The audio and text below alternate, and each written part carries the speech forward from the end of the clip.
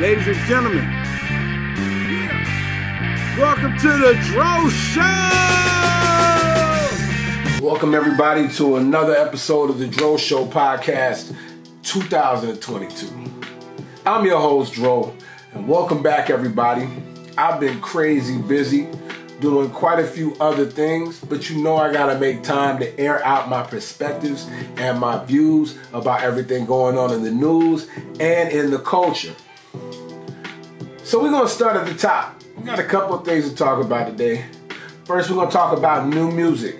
You know I love music, you know what I mean? I'm an artist myself, so whenever I hear new shit, especially by the, top tier MCs, I gotta check it out, you know what I mean? So first up, that Nas album. The Nas album that dropped at the end of last year, Magic with Hitboy.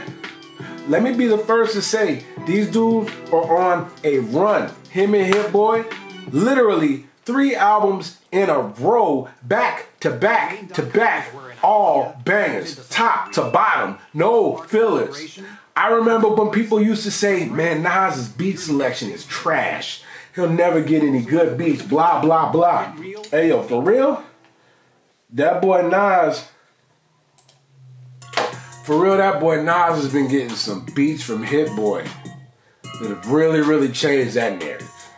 Can't nobody say that no more. You know what I mean? Like, no, they ain't got no good beats. Man, are you kidding me?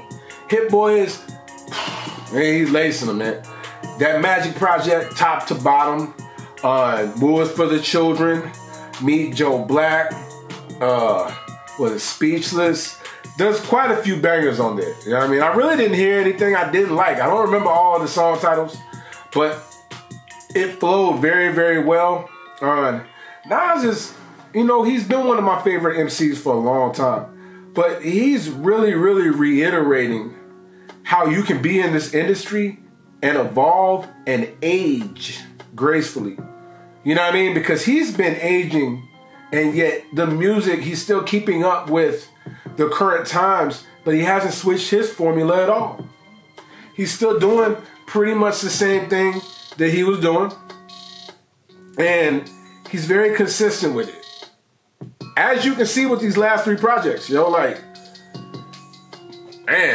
hey, like the first song's called Speechless. I'm speechless when I listen to it. I'm like, damn, how's he still this good? Not to say that artists of his caliber can't be this good at this age, but damn, like he's really consistently still dropping bangers. So shout out to Nas on Cordae. Cordae dropped the album, you know what I mean? From a bird's eye view, I had a chance to check that out. I was thoroughly impressed on, with him being one of the younger MCs coming up, he's definitely got the respect of the top tier lyricists, and you can tell he's in that lane. Me personally, I knew about him when he was with YBN, but I'm really glad that either someone was in his ear or he just decided and understood, like, I'm going to stand out in this group. I need to stand out on my own. You know what I mean? And from a bird's eye view, it's the second album, but you can just tell the evolution and the growth of him as an artist from the time he first got into the game with YBN to his first album to this album. It's definitely not a sophomore jinx whatsoever. It does give me J. Cole vibes. I will admit that. You know what I mean? As far as he's very introspective. He's very, very introspective. He touches on a lot of really deep topics. He talks about things going on that happened in his childhood and things that, I could just tell relatable and connect with the audience. He's got the single with her and Lil Durk. This, I think it's called Tribulations, or I forget the name of it. You know what I mean? But it's banging. Matter of fact, they just shot a video for it. Was thoroughly impressed with just that collabo right there. They tend to hate on you when they can't get rid of you. I ain't going nowhere, 20-year career minimum. Call Hitboy for beats, ask for 10 of them. I don't follow trends, my nigga, I swing the pendulum. If the bitch bag addiction, I'm gonna give her some. Features outshine him, and I don't feel like he didn't hold his own. You know what I mean? Namely on the feature with him, like, man, it goes without saying that Eminem's one of the best to ever do it. And I think sometimes You know, side note, I think sometimes people don't give Eminem the credit that they should because he's white. Don't at me. You know what I mean? I really, really think there's a stigma on him that, oh, he's the highest selling artist of all time, or people look at him like the great white hope because he's white. Nah, if you understand technical rhyming, not too many people are fucking with Eminem. And I say that to say that his verse on Cordae shit was kind of like his verse on Nas and shit. It's like Nas did his thing and then he just let M go. Cordae did his thing. It was the Parables remix and then he just let M go. And M rhymed damn near as long as Cordae did with his verses. You know what I mean? And it was a lot of intricate bars in there. That's the thing with M. You actually have to listen to him. In order to really get it, you have to listen. You can't just, you know, casually have it playing in the background and truly appreciate what he's doing with the lyricism. You get what I'm saying? Same can be said with Earl Sweatshirt, who just dropped a new album yesterday, or maybe like 2 days ago. I hadn't heard it till yesterday. Earl, I've been following Earl since Odd Future, and he's very, very, he's evolved a lot as an artist. You know what I mean? He's very cryptic. What I mean by that is, he's another one of them artists that you have to actually pay attention to what he's saying in order to truly appreciate his artistry. There's some artists out there who just have a banging hook, a banging beat, and on the verses, they don't really have to say much. And it still works. You'll still get a hit. You'll still, you know, the song will still be out there. But then there's them artists that actually push the pen and you actually appreciate the lyricism, the bars. You feel me? And I feel like you've got less of those in the game now. You got way more artists that drop trendy music and it kind of comes and goes. But, you know, Earl's one of them artists that early on, he kind of reminded me of Doom with his lyricism. Then he kind of came into his own as far as it was still cryptic, but it had a little darker edginess to it than Doom has. And then where he's at now, it seems like he's incorporating more of the up-tempo, light-hearted beats, but he's still hitting you with the crazy lyricism. You know what I mean? And it's pleasantly surprised with it. Pretty dope project. You know what I mean? You know, there's some good stuff going on in the culture. There's also some bad stuff going on in the culture. You know, I did a previous episode about the murder of Young Dolph, and to give you an update on that, they actually did catch the two dudes who apparently did it. You know, they've got them in court right now, and it's crazy because one of them, a dude straight drop, said he was going to turn himself in on his Instagram. You know, the feds and all that looking for him. He said, I'm going to turn myself in on Instagram. The day he was supposed to turn himself in, he dropped a music video. Now, I don't know if he was, you know, strategically doing that to get the buzz on his record, but again, the feds are looking for him. And from my understanding, that's how they caught up with him. They caught up with him via figuring out where he was on his social media. You feel me? And the other dude, I guess, was already in jail for a carjacking or whatnot. So both of them are being, you know, tried for the case of the murder of Young Dolph right now. And it just reiterates to everybody, hey, man, if you gotta be real careful what you do on the internet, because nowadays they are using it in court. They will use your words against you. They will use your videos against you. You get what I'm saying? If I'm not mistaken, I heard earlier today that Jay-Z has linked up with some folks to try to fight that element of the law to where artists can't get their music and their lyrics used against them. You get what I'm saying? But until that happens, until that passes, artists got to be careful, because they will come to your Instagram. They will come to your Facebook. They will stalk your shit. You know what I mean? And if you're one of them artists who puts out certain energy, and then are you doing certain shit and then they come looking for you, it's real easy to find you if they just go to your Instagram, or they go to your TikTok, or they go to your Twitter, or wherever you at on social media, frequenting the most, doing the most. You ain't hard to find. You know what I mean? But I digress. Moving on. You know, I really do hope that there's justice for his family. You know, and I know it's kind of a touchy thing, considering that, you know, in some of his art, he definitely glorifies the streets and glorifies violence, but he was also one of the artists who was trying to get back to the community.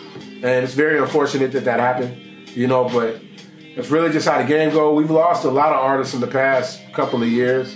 usually to the same elements, you know, and I really do hope in 2022 that I don't have to keep making videos about artists passing away or people getting killed and all that. Like, you know, I like to touch on some more good things that are going on in the culture. You get what I'm saying? So, you know, again, condolences to his family. And yeah, moving on. You know, I've been posting a lot about COVID-19 lately because I've been following what's going on with COVID-19. And it's really, really perplexing me.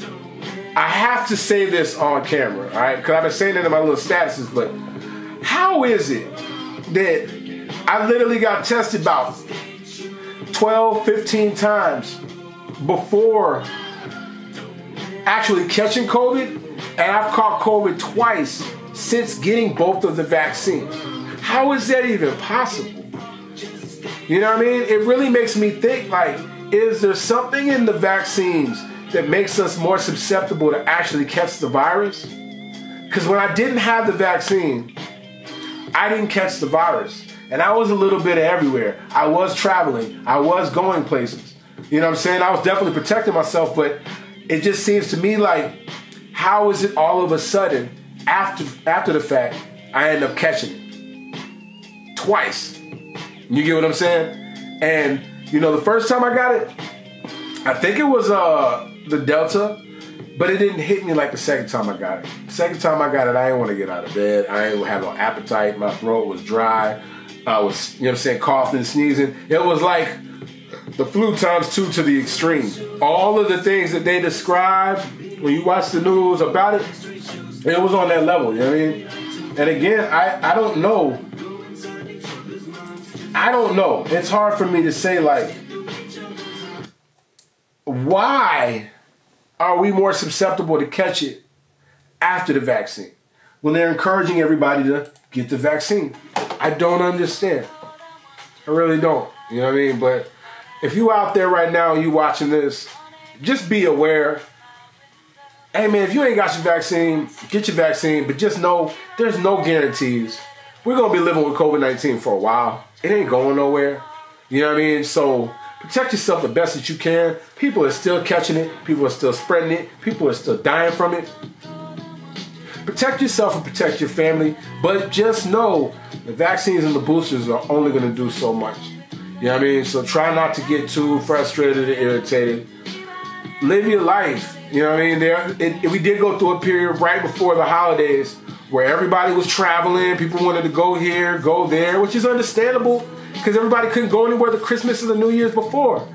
And I knew this was going to happen just from watching the evolution of Omicron. Like, yo, this is about to spread like wildfire. And literally within like 2-3 weeks span, you got flight cancellations. You got more mask mandates in place in certain places. You got certain countries that we can't travel to right now, or they can't travel here because, hey, they don't want anybody to catch it. They don't want it to spread, which is understandable. You know what I mean? But I just think the reality of it is it ain't going nowhere. So if you're under the impression that, oh, this is a fly-by-night thing, nah, I think there's going to be more variants. I think that all we can do is just continue to educate ourselves on it, be aware, and understand that, hey man, anything's possible. Anything's possible. That note, I'm going to let y'all go. I just wanted to play catch up for a minute. 2022, yo, got a lot more things going on. There's going to be new videos. There's going to be new music. There's going to be a lot of things going on. Thank you guys for rocking with me. I really, really appreciate it. I appreciate each and every one of you, any of you, the people who take the time to actually watch the minute clip or 2 minutes or full clip. People on YouTube, people on Twitter, or people on any social media. Thank you. Thank you. I genuinely mean that. You know what I mean? Thank you for another episode, or watching another episode of The D.R.O Show. Follow me on social media at The D.R.O Show and PressPlayMedia Productions and the PressPlay Hotline. Whereas for a random freestyle, you can still call the PressPlay Hotline at 205-617-9166. The only difference is now you have to send me a Cash App or a Venmo $5 or better, and I will return your call promptly. And in exchange for your donation, I will also send you a voice memo or an MP3 or a wave of your press play, which you can sell as an NFT if you choose. Thank you very much, ladies.